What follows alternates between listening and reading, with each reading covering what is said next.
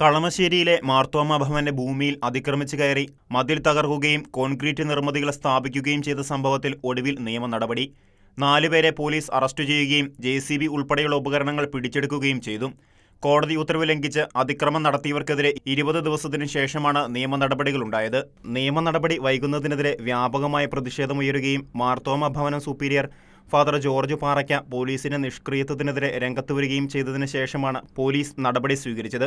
തൃക്കാക്കര, മുണ്ടംപാലം, പൂക്കാട്ട്, പനയപ്പിള്ളി, അബ്ദുൾ മജീദ്, കളമശ്ശേരി ശാന്തിനഗറിന് സമീപം നീറുങ്കൽ ഹനീഫ, ചാവക്കാട്, അകലാട്, അട്ടൂരയിൽ ഷംസീർ, കാസർഗോഡ് കുമ്പളം, കടപ്പുറം ഹൈദർ മനസിൽ, പെരുമാട് ഹൈദരലി എന്നിവരാണ് കളമശ്ശേരി പോലീസ് ഇന്നലെ അറസ്റ്റ് ചെയ്തത്. JCB ഉൾപ്പെടെയുള്ള ഉപകരണങ്ങൾ പിടിച്ചെടുക്കുകയും ചെയ്തു. കോടതി ഉത്തരവ് ലംഘിച്ച് അതിക്രമം നടത്തിയവർക്കെതിരെ 20 ദിവസത്തിനു ശേഷമാണ് നിയമ നടപടികൾ ഉണ്ടായത്.